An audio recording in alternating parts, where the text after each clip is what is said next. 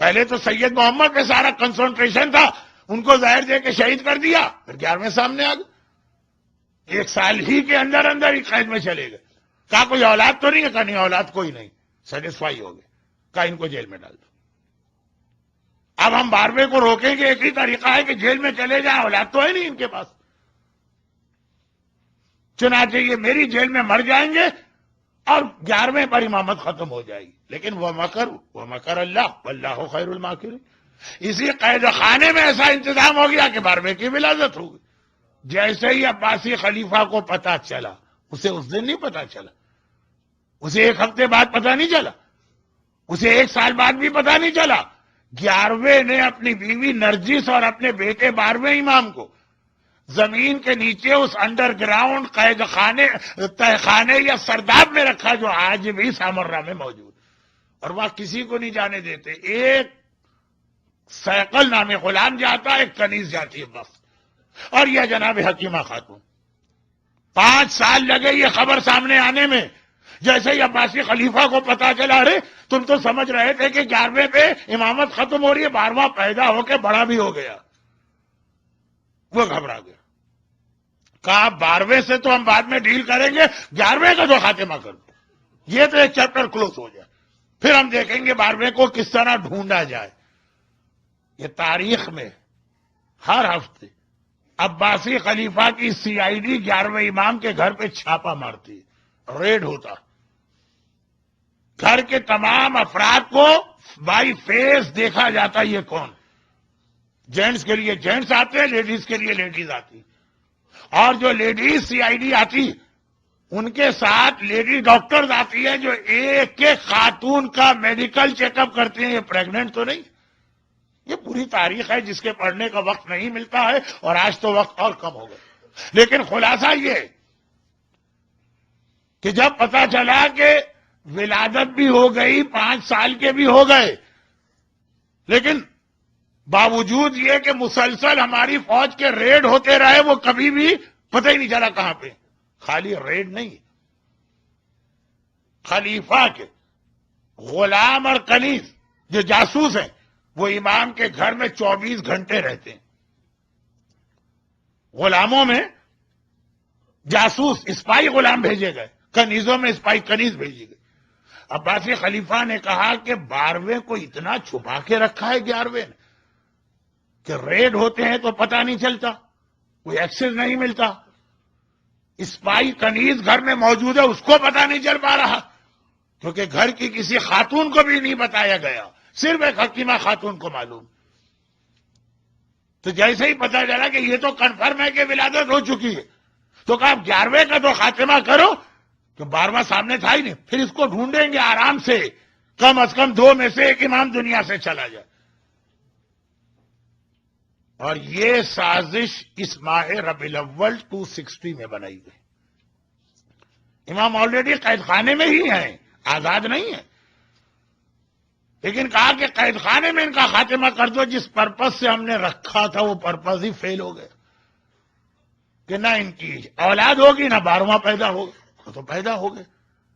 اگر 12ویں مل جاتے فوراً تو 11ویں کو شاید وہ شہید بھی نہیں کرتے، کہ اصل ٹارگٹ 12واں تھا، تو 12ویں تو مل کے نہیں دے رہے۔ چنانچہ 11ویں کو شہید کیا گیا، اور اس شہادت کا ایک مقصد یہ تھا کہ کوئی بھی جوان اور غیرت مند بیٹا اپنے باپ کی میت کو دیکھ کر تو اپنے آپ کو نہیں چھپا سکے۔ دیکھیے ون آف دا پرپز یہ بھی ہے کہ اس میت کو دیکھ کر ایک مرتبہ 12واں غیبت سے نکل کے آ جائے۔ کوئی غیرت مند بیٹا یہ برداشت نہیں کر سکتا، چاہے وہ امام ہی کیوں نہ ہو۔ چنانچہ کربلا میں بھی ہم نے سنا جب حسین نے کہا حل من ناصر ینصرنا، بیمار سجاد غشی کے عالم میں ایک دم اٹھے، تلوار لے کے باہر نکلے، حسین نے آواز دی زینب سجاد کو روک لینا۔ اور یہاں بھی یہ سنا کہ 11واں امام جب پردہ غیبت اس قید میں تھا اور زہر دیا گیا، 12واں تڑپ کے باہر آ گیا تھا، جو اس طرح سے اپنی غیبت میں تھا، اپنے آپ کو 5 سال سے چھپا کے رکھا، تڑپ کے باہر آیا، 11ویں نے واپس بھیجا، بیٹا جاؤ پردہ غیبت میں چلے جاؤ۔ عباسی حکمران کا ایک مقصد یہ بھی تھا کہ غیرت مند امام کا غیرت مند بیٹا ہے، غیرت مند فاطمہ کا غیرت مند وارث ہے، 11ویں کو زہر دے کے شہید کرو تاکہ جب 11ویں کا جنازہ اٹھے گا تو اس وقت یقیناً وہ تڑپ کے آئے گا اور گرفتار کر لینا۔ اور عزاداروں، 12ویں کی گرفتاری کے لیے ماہ ربیع الاول کی شروع تاریخ میں 11ویں کو زہر دیا گیا۔ امام حسن کو 2 ہی حسن ہیں ہمارے پاس، یا حسن مجتبی یا حسن عسکری۔ حسن مجتبی کو وہ زہر دیا گیا جس نے ایک لمحے میں کلیجہ ٹکڑے ٹکڑے کر دیا، چند لمحوں میں حسن مجتبی دنیا سے چلے گئے۔ حسن عسکری کو ایسا زہر نہیں دیا گیا۔ حسن عسکری کو وہ زہر، دیکھیے تاریخ ہے جو بہت کم لوگوں کو معلوم، حسن عسکری کو وہ زہر دیا گیا جو آہستہ آہستہ اثر دکھا رہا۔ کیوں؟ کیونکہ مقصد 11ویں امام کے زہر سے زیادہ مقصد تھا 12ویں کو غیبت سے باہر لانا۔ باپ بیمار ہے، بستر پہ گر گیا، بیٹا حالت دیکھ رہا ہے، روز بروز حالت خراب ہوتی جا رہی ہے، کتنا ہی صابر بیٹا ہوگا، 2 دن گزریں گے دیکھے گا میرے بابا کی حالت اور خراب ہوئی، صبر کر کے بیٹھا ہے، 4 دن گزریں گے دیکھے گا میرے بابا کی حالت اور خراب ہوئی، ایک وقت آئے گا جب اپنے بابا کو اس حالت میں دیکھے گا کہ تڑپ کے باہر آ جائے گا۔ زہر بھی ایسا دیا گیا، لیکن قید میں ہیں۔ کیا مطلب؟ زہر دیا گیا، علاج ممکن نہیں ہے۔ علی کے سر پہ ابن ملجم نے ضربت لگائی مگر علی قید میں نہیں تھے تو علاج تو ہوا نا 3 دن۔ ہائے میرا 11واں حسن عسکری، کتنا معصوم، کتنا مظلوم، کتنی مصیبتیں، کتنے امتحان دیے، زہر ایسا دیا جا رہا کہ اچانک موت نہ ہونے پائے، آہستہ آہستہ بدن کٹتا چلا جائے۔ کچھ چیزیں بیان کرنے سے نہیں واضح ہوتی ہے، سوچنے سے واضح ہوتی ہے۔ اور ساتھ میں علاج ممکن نہیں ہے کیونکہ ظالم کی قید میں ہے۔ میرا 11واں امام 5 ربیع الاول کی تاریخ کو اتنا کمزور ہو گیا کہ بستر سے اٹھنے کی طاقت نہ رہی، اپنی نماز بستر پہ بیٹھ کے پڑھی۔ بہت آرام سے آپ نے سن لیا۔ اہل بیت کے گھرانے میں بستر پہ بیٹھ کے نماز پڑھنا قیامت کے برابر۔ زینب کبریٰ نے زندان شام میں سنت نماز بیٹھ کے پڑھی ہے تو سجاد کو یقین نہیں آ رہا، جبکہ 11واں تو بہرحال امام ہے اور واجب نماز بستر پہ بیٹھ کے پڑھ رہا۔ فاطمہ زہرا تک کی یہ حالت تھی کہ جب نماز کا وقت آتا تھا اگرچہ بستر سے اٹھنے کی طاقت نہیں لیکن بستر پہ اٹھتی تھی، ہاں ایک ہاتھ دیوار پہ رکھتی تھی، دوسرے ہاتھ سے ٹوٹی ہوئی پسلیوں کو سنبھالتی تھی، ٹوٹی ہوئی پسلیوں کو سنبھال کے رسول کی بیٹی فاطمہ مصلی پہ جا کے نماز پوری پڑھتی۔ مگر ہائے میرا 11واں امام اتنا کمزور ہے کہ اگر آپ اسے توہین نہ سمجھیں تو زینب کبریٰ اور فاطمہ زہرا کے مسائل سے بڑی مصیبت 11ویں امام پہ ہی گزر گئی کہ بستر پہ کھڑے ہونے کی طاقت نہ رہی۔ لیکن یہ 5 ربیع الاول کی حالت تھی۔ جب 7 ربیع الاول آئی اب بستر پر بیٹھ کے بھی نماز نہیں پڑھی جا سکتی، اب نماز لیٹ کے پڑھی جائے گی۔ اور آج کی رات ختم ہوئی، فجر کا وقت آیا، بستر پہ لیٹے لیٹے امام نے نماز پڑھی اور اس کے بعد ایک مرتبہ کہا، اے میرے غلام سیکل میں بہت پیاسا ہوں، ذرا پانی لے کے آ جاؤ۔ غلام پانی لایا۔ میرا 11واں امام پیاس کی فریاد کر رہا ہے۔ پانی بڑھایا گیا لیکن اس سے پہلے کہ یہ پانی ہونٹوں سے آگے بڑھے میرا 11واں امام بستر پہ گر پڑا۔ غلام سیقل نے دیکھا، ہائے میرا آقا مارا گیا، ہائے میرا مولا مارا گیا۔ اور کیوں نہ ہو، حسین کا وارث وہ پوتا ہے، اگر حسین پیاسے گئے، اگر عباس پیاسے گئے، اگر اکبر پیاسے گئے، حسن عسکری بھی اس دنیا سے پیاسے جائیں گے۔